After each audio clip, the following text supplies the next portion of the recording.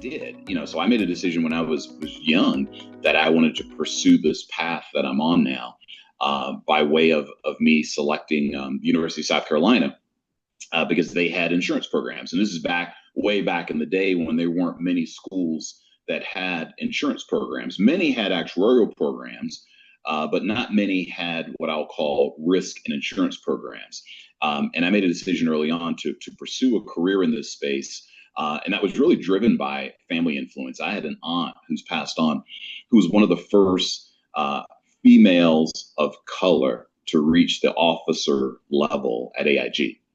She had a pretty big influence on me over the years, and that's what led me down this path. But my career actually started for a small insurance company in Charleston, South Carolina, working in claims. So I literally was a claims trainee. So I graduated from college in 1 month, and the next month I started in a claims trainee program with a small regional company.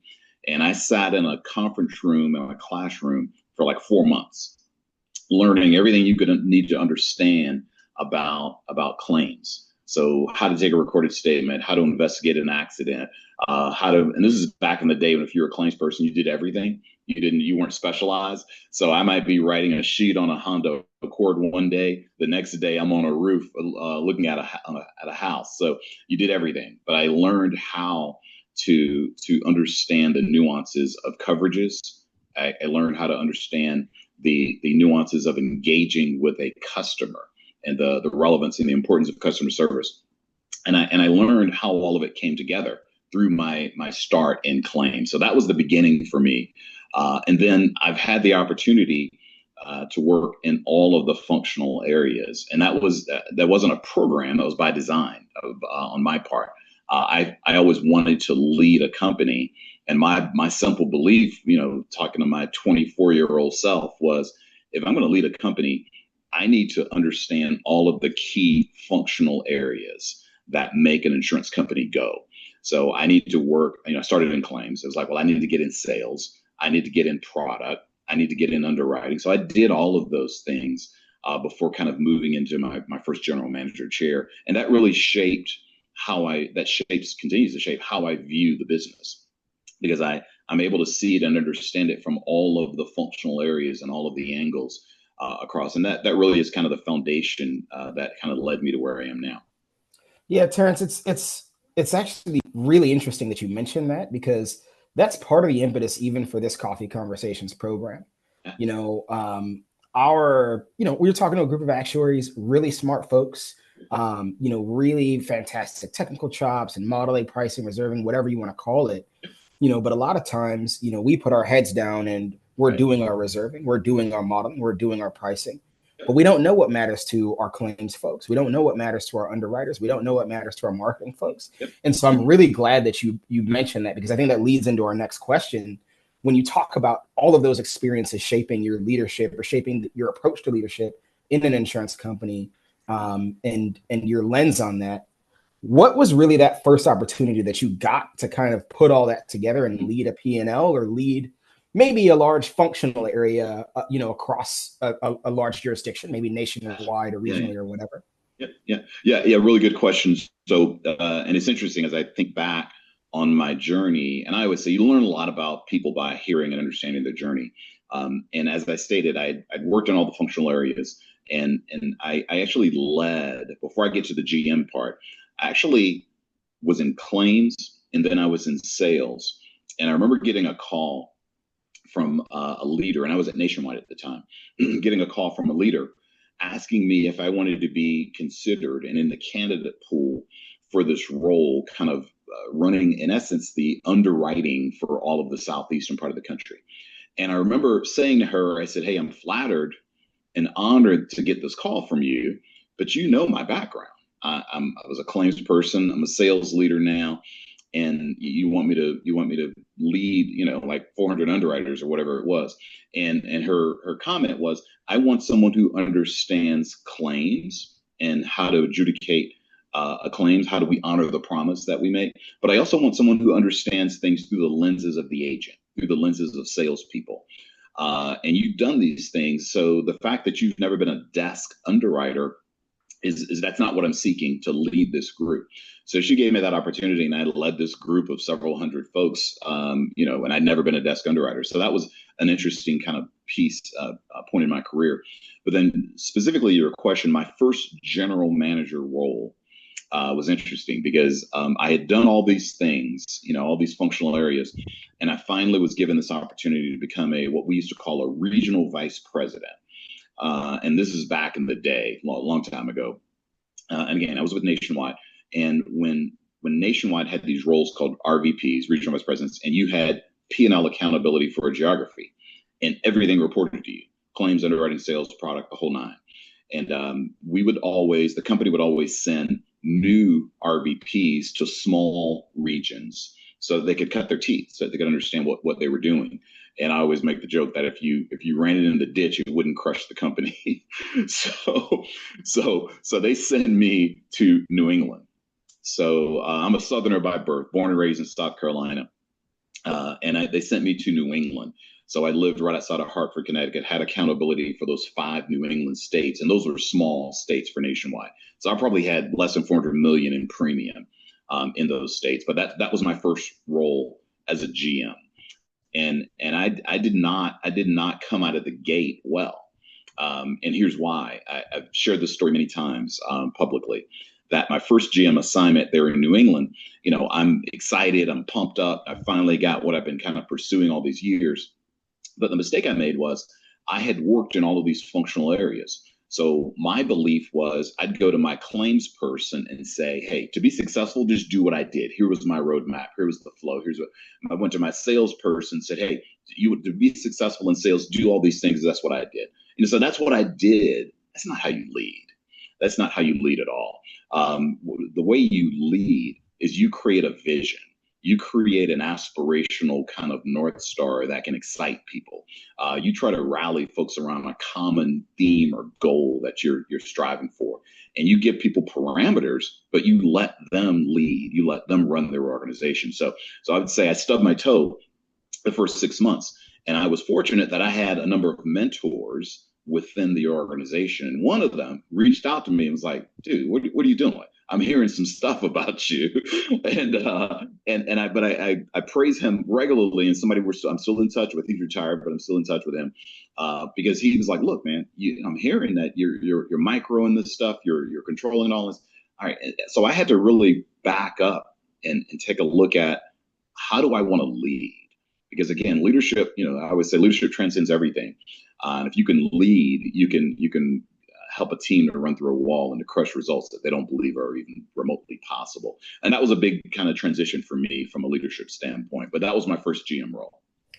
So, you talked about sort of those two pieces. The first where you kind of had that major leader, regional leadership, leading a team of underwriters, and then kind of that GM role. Right. And really going from, hey, I did this, I know how to do it, you should do it how I'm doing it.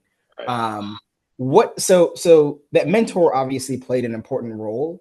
Were there things in the business itself that made you say, oh, I gotta change something I'm doing because this is not really working out the way that it's supposed to? Were there other moments that made you flip that switch? For sure. Absolutely. And again, going back to that first GM assignment, that first GM role, I was up there, I don't know, 6 months, maybe somewhere in that ballpark. And, we do at the company at that time, we would do these engagement surveys. And typically when you do an engagement survey, usually the people closest to the senior leaders are highest. And then it typically is going to go down from there, usually in most organizations.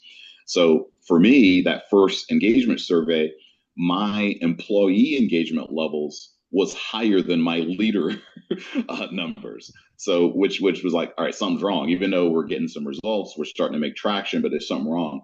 And then I got the reach out from that mentor to help me understand what was going on. And in essence, I was trying to control and micro things that weren't at the appropriate level for my job, in essence, is what I was doing.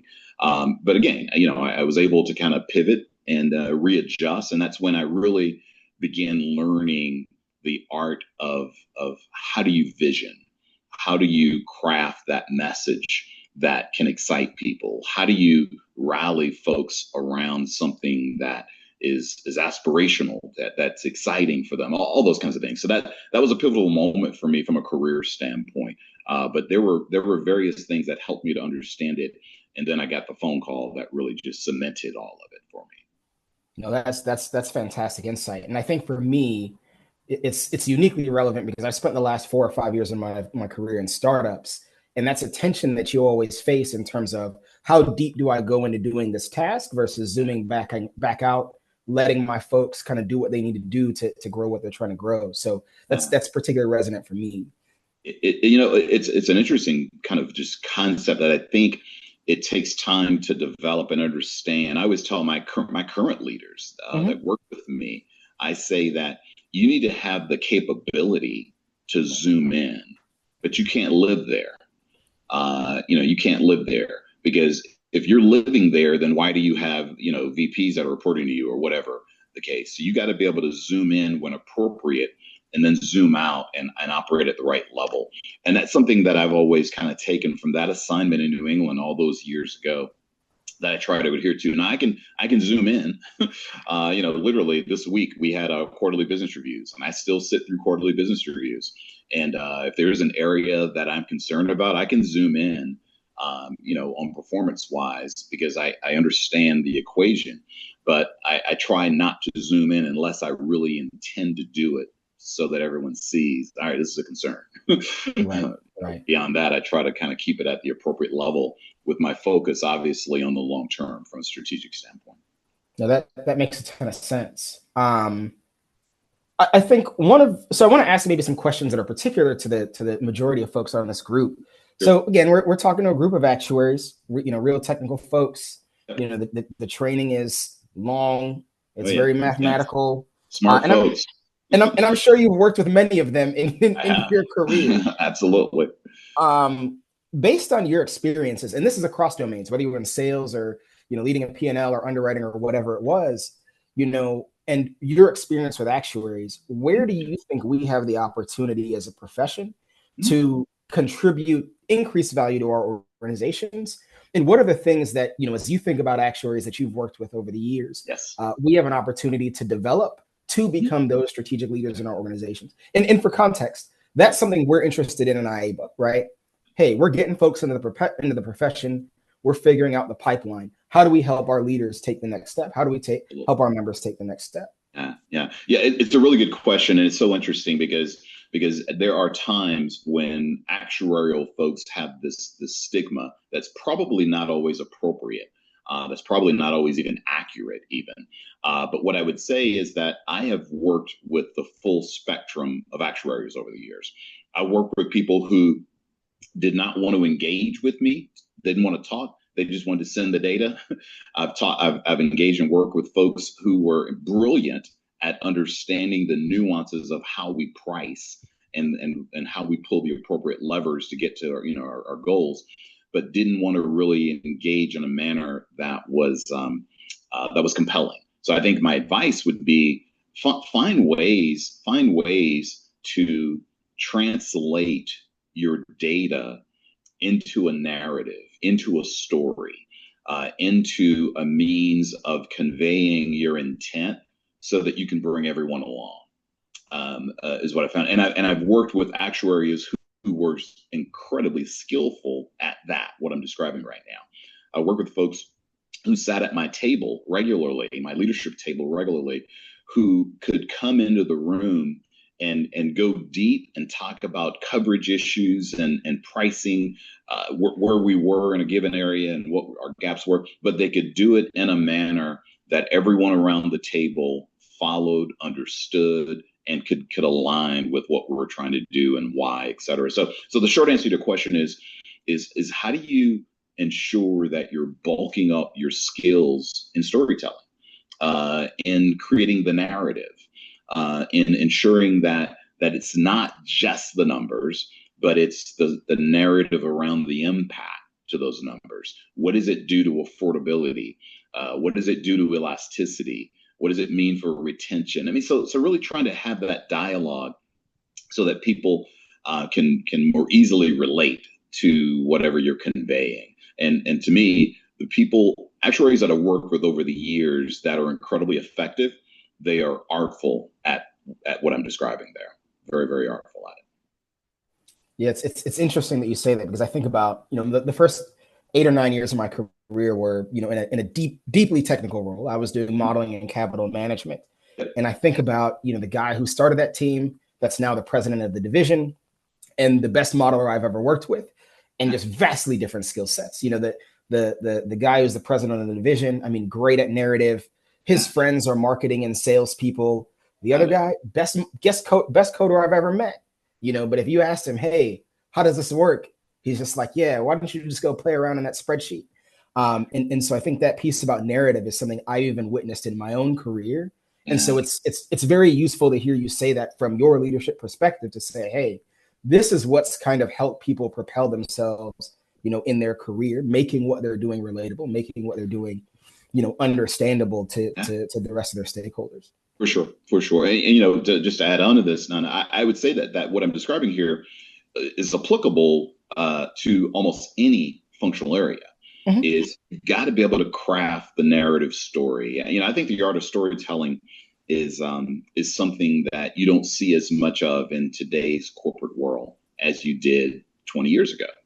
I don't know why that. I have some theories. I don't know why that is, but there's some theories about social media and other things that are just changing the landscape of how we engage, how we communicate, et cetera. But I continue to believe the art of storytelling is essential.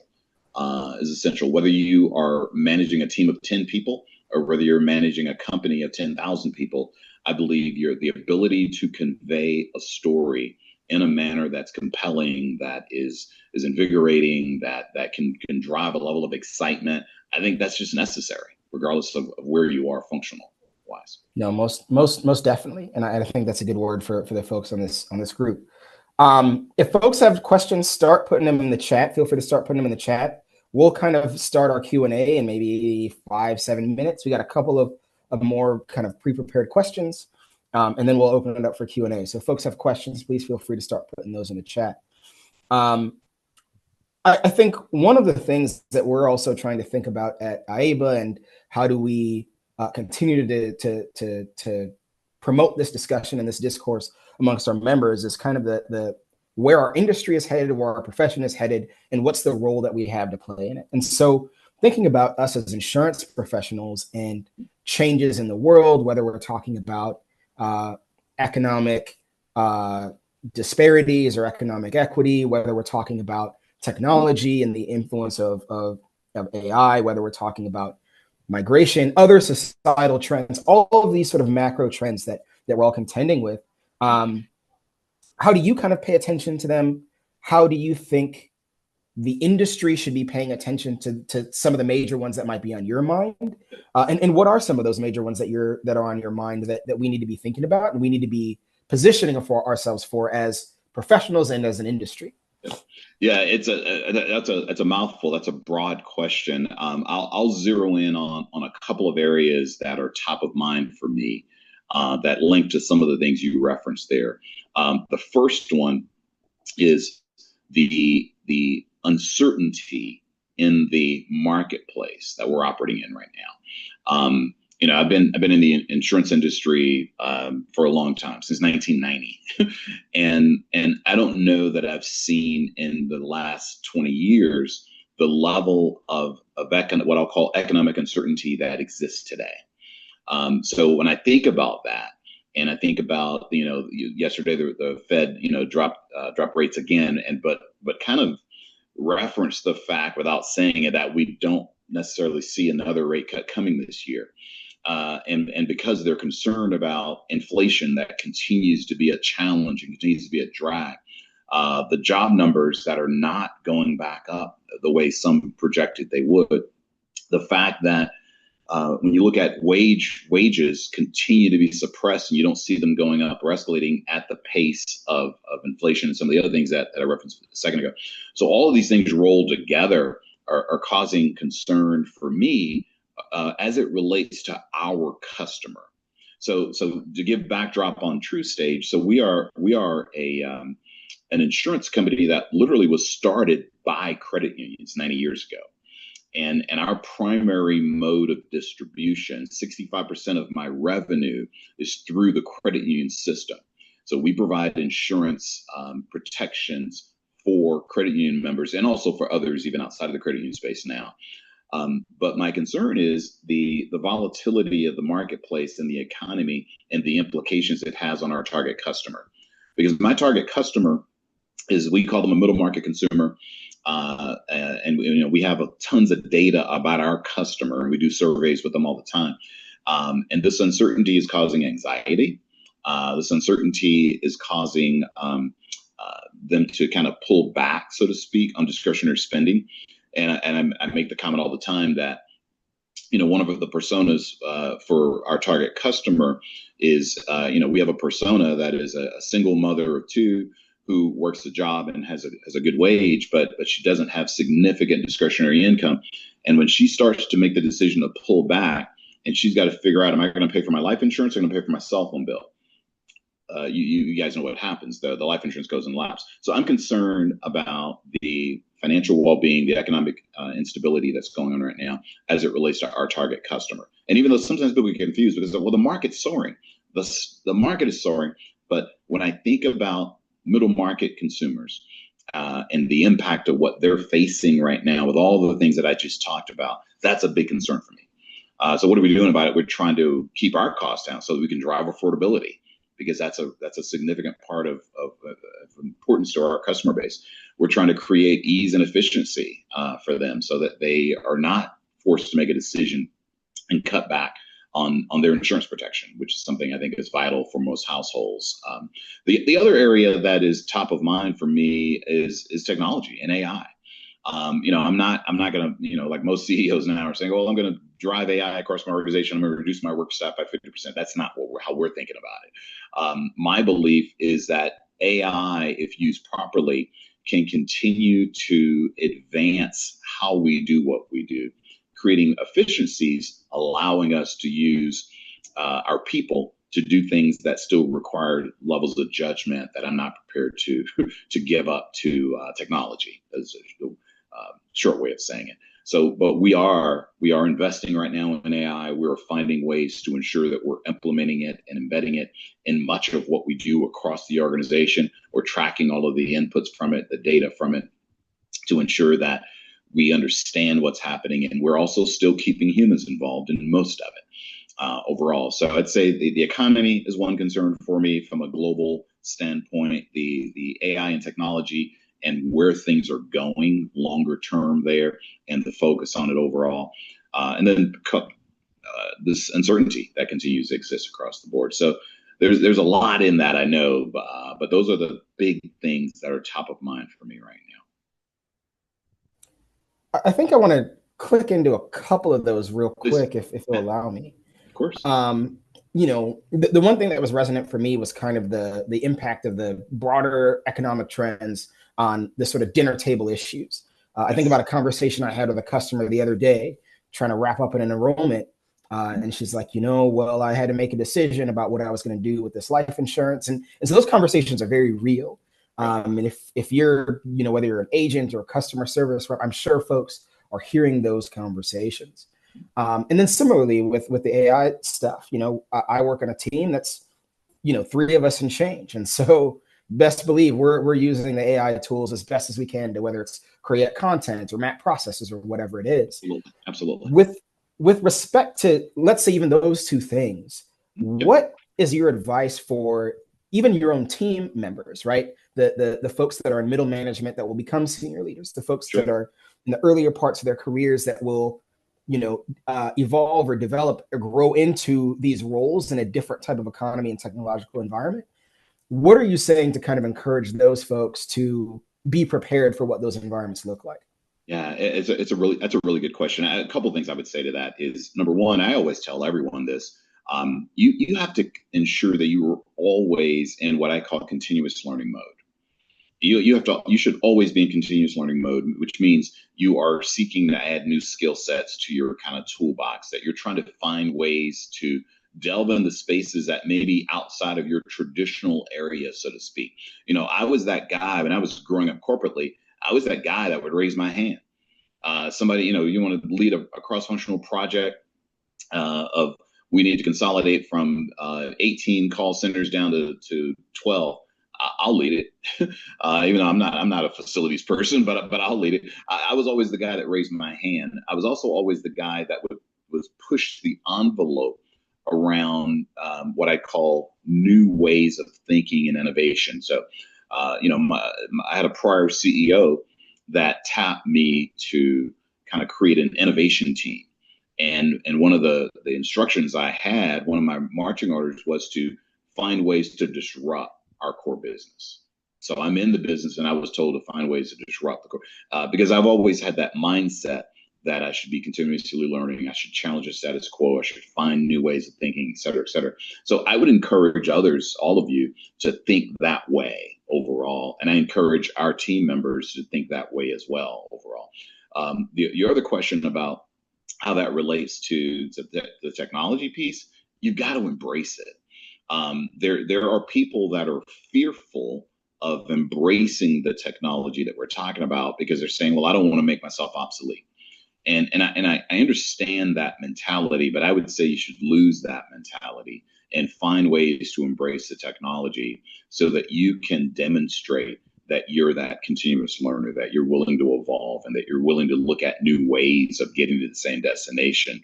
And if you don't demonstrate that, someone else is going to. Someone else is going to do that, and then you'll be left behind. So that would be the encouragement I'd give to all of you, which is the same thing I say to the folks inside the walls of TruStage. And that's fantastic. Terrance, I got one more question for you. For I know sure. Jeff kind of, was hyping you in the intro. I'm going to ask you to kind of hype yourself. What are the two moments, the two things that you've been able to accomplish in your career that you would call kind of your Hall of Fame moments, or your moments where you look back and you're like, yeah, I'm that guy? That's a tough question for me, man. I'd say, how about I answer it this way? Because there are things that would fall into that category, but I'm not going to go down that path. I'm going to say that what has been, what I'm proud of is, having been in this industry now for a lot of years, I can look back. Let me go even better. I can pull up my phone and pull up contacts of people that I hired, 20 plus years ago, that I mentored, that I kind of was a source of coaching for them. And they are now in senior level roles at different companies. So I think the proud moment for me is being able to kind of say that I've had some impact in helping to shape someone's career. So I was the chief marketing officer at Nationwide for a minute. And you heard my background. I grew up as a P&L guy, as an operator. And all of a sudden, my CEO says, I want you to become the chief marketing officer. And I gave him the typical, you want me to do this? But I did it and had a blast doing it.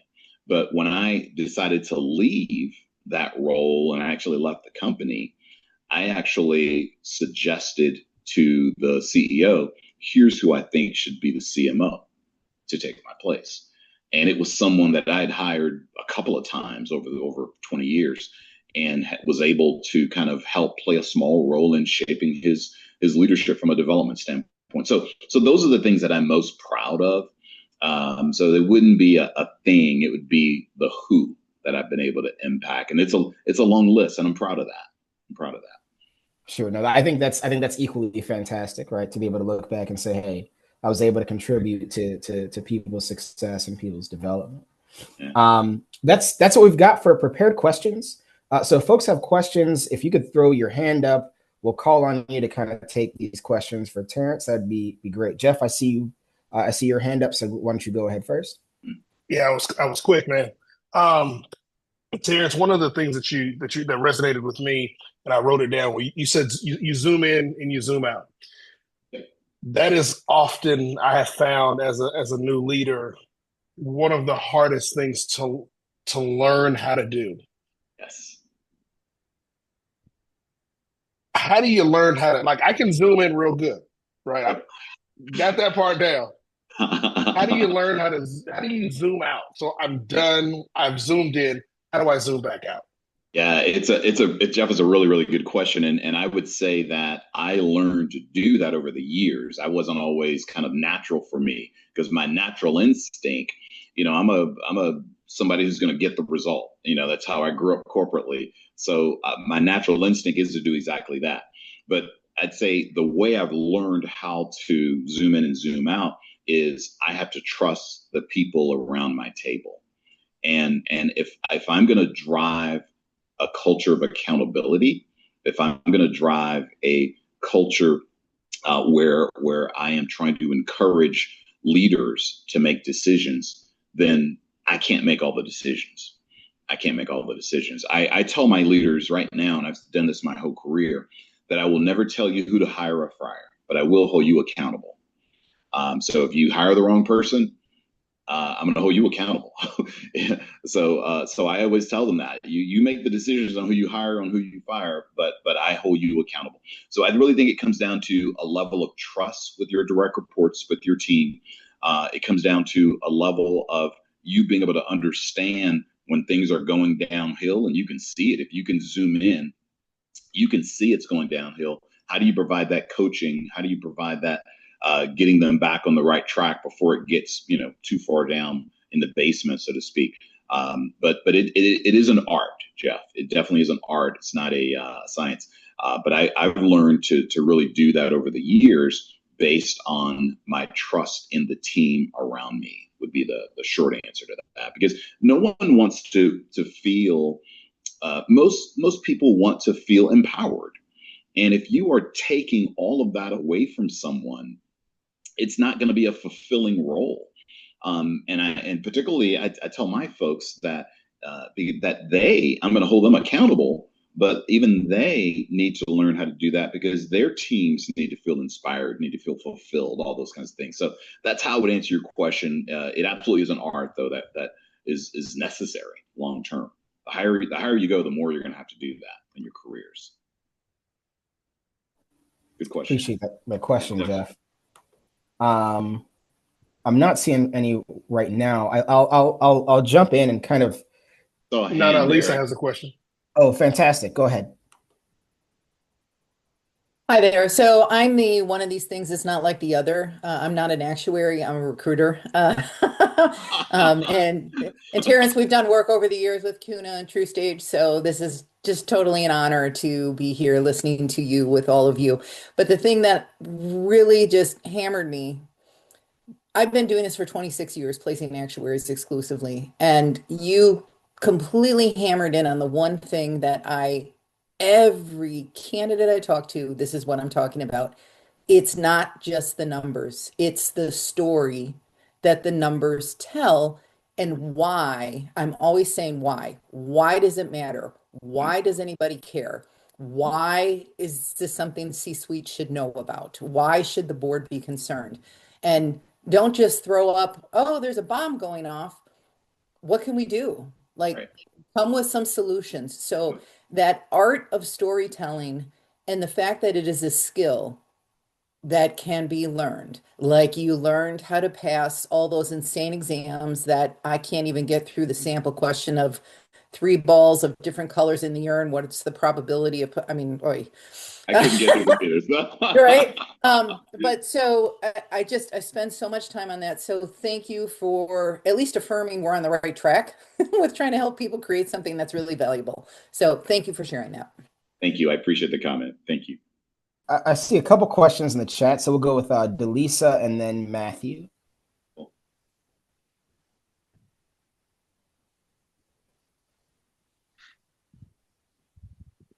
Oh, so are they coming off, or do you want me to just kind of find the questions and hit it? Delisa, can you hear us? Yes. Can you hear me okay? Yeah. Yes, I can hear you. Okay, awesome. Well, first off, Terrance, just thank you so much for hopping on here. I feel like this has been a very enlightening conversation so far. I was really curious about your take just in terms of just diversity in the insurance space, since you've been in this industry for quite some time. How do you feel, whether if it's, we certainly all have we play a part in all of this, but I'm really curious from your point of view, how can we make sure diversity in leadership moves beyond just representation and it actually leads to some level of influence and decision-making power in the industry? Bit of a very, very kind of a big question there, but I'm really curious from your point of view. What do you think about that? Yeah, absolutely. I am someone who my entire career, I have been someone that would probably be categorized as a champion of DE&I. And candidly speaking, I never could have fathomed in my career that we would be where we are today on that topic as a country. So just being really, really brutally honest, I never could have fathomed that we would be in the state where we are today as a country. My belief, and I say this regularly, and I've said it within my company, I say it publicly, that diversity is an incredible strength for any organization. It's an incredible strength for any organization. And not only is it the right thing to do from a moral standpoint, it's the right thing to do from a business standpoint.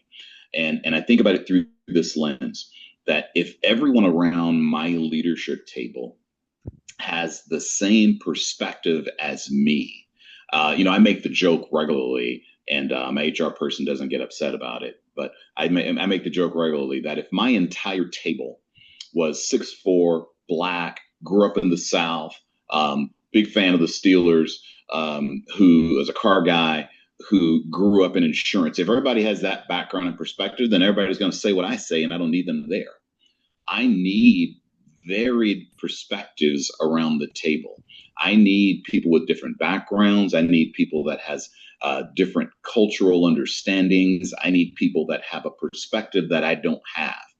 And the fact that today many business leaders are not getting that is just completely mind-boggling to me. So the short answer to your question is, I believe it's critically important for all of us to continue to develop the skills, the learnings, and everything else necessary for us to be promotable, for us to ensure that we are so qualified that it's impossible to ignore someone. Because the natural tendency, and I say this regardless of the audience I'm talking to, the natural tendency of hiring managers is to align with people they can relate to. And that may mean people who look like them, people who went to a school similar to theirs, people who have backgrounds like theirs. So you have to push yourself to ensure that you are not falling into that category. I have to push myself to make sure I'm not doing that. I many years ago, I led the southeastern part of the country for an insurance company, and I had a leadership team of, I don't remember the number, but 8 or 10 people, and probably like 5 or 6 or 7 of my leaders were Black. But it was because I was in Atlanta, where the population there is such that, but I have to ensure that I am, not bringing my own blinders to the table. Because, and one of our challenges is that today we don't even acknowledge that we all have blinders. And I say that we all have them. They're things that we can learn to overcome, but we have them because we see the world through the lenses of our backgrounds. My parents came of age during the civil rights era in South Carolina. So I bring that baggage to the table, and I'm not ashamed of this. I was talking to a group 2 days ago in our company, and I said this, and somebody came up to me and was shocked. And I said that I am the grandson of a sharecropper. So I'm going to let that sink in for a second. So my grandfather was a sharecropper in South Carolina. And some of you don't even know what sharecropper is, because, that's not even a term that is bandied about in modern current dialogue. So again, I'm rambling here now, but I just believe that it's critically important that there's a continued focus on diversity for the good of our industry overall. And within my organization, the things that I can control, at least, we continue to have a focus in this space. We continue to have a chief diversity officer. We continue to ensure that we are monitoring, measuring, and being inclusive across the spectrum as an organization. Appreciate Yeah, those. yeah, that was great. I felt like I picked up on so many great nuggets from you there, Terrence. I really appreciate you sharing that. The be promotable part, I think, is something that we can all learn from. And then, of course, the continuous learning kind of piece with the biases or blinders. Cool. That's so important too. So thank you for that. Thank you. I think I see a question from Matthew. So if you want to come off mute and go ahead and ask your question. Yeah, hey guys. Really enjoyed this conversation thus far. So thanks to IABA for setting this up, and thanks for everybody's time. Really appreciate it. But my question, so I feel like we've sort of went into how to effectively manage others, sort of micromanaging versus providing those guidelines and that North Star, all the way from, just a few people to tens of thousands of people. But I guess my question would be, before even being officially a people leader, what kind of advice would you give as far as ways to develop those leadership skills, maybe with the potential to potentially become a people leader, or even if that's not the case, just, any kind of advice you give in that regard? Yeah, very, very fair question, Matthew, and something that I also talk about often, because I hear that exact question from people within my organization saying, I want to be a leader, but I don't have experience as a leader, and I'm not being given the opportunity to be a leader. And my answer to them is always the same thing. Tell me how you've demonstrated leadership skills in your current chair. What are the things that you can do to ensure that you're viewed and demonstrating leadership skills, even if you're not a leader? How do I do that? Well, is there a project that you can raise your hand to take the lead on within your organization or department or division? Is there I think many companies still have employee resource groups. We do, but can you lead an employee resource group? And develop some leadership skills that you can bring to an interview, examples you can bring to an interview to talk about when you're pursuing a role. Is there a community organization or nonprofit group that you can bring some leadership to that will be thrilled to have smart folks like you all, actuaries, on to help them on a committee that you can lead? And again, what you're doing is not only are you developing these leadership skills, you also are adding kind of pieces to your toolbox for your interview, because you want to be able to talk about things you've led, or initiatives you've led, or projects or committees, or et cetera, even if you haven't been in a leadership job. So that's the advice that I typically give to people, is to seek out opportunities to lead even when you're not a leader, so that you can bolster that packet for your interview and add those skills even before you're leading someone. Brilliant. Yeah, that makes a lot of sense. Both, looking for those opportunities to kind of practice it and, prove to others, but also kind of prove to yourself that you're capable of it. So exactly. Yep. Awesome. I appreciate that. Thanks. See a question from Claudia. Yeah, hi, can you hear me? Yes, I can hear you just fine. Yes, okay. So you referenced earlier the financial uncertainty that we're currently facing in the environment. A lot of folks also think we're facing technical uncertainty, particularly regarding AI. So do you have any advice regarding how actuaries can navigate this changing landscape we have, particularly with regard to AI? Yeah, I mentioned this a little earlier, but I'll try to go a click or two deeper on this.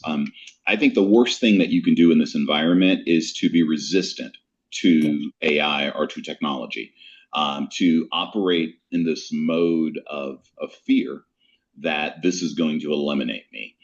So I would encourage you to find ways to embrace the advancing technologies that we see, because it's happening. So find ways to embrace it, find ways to build it into your kind of repertoire, to build it into your toolbox, find ways to demonstrate to your company, your leaders, that you are someone who is learning about this and are finding applicable ways to apply it within your daily walk or work, et cetera. So in essence, the short answer to your question is embrace it and learn and find ways to show that within your organization would be the short answer. And again, I'm not even saying that's only applicable to actuaries. I think that's applicable just across the landscape, from a business standpoint. I do something we call coffee chats once a month within our organization.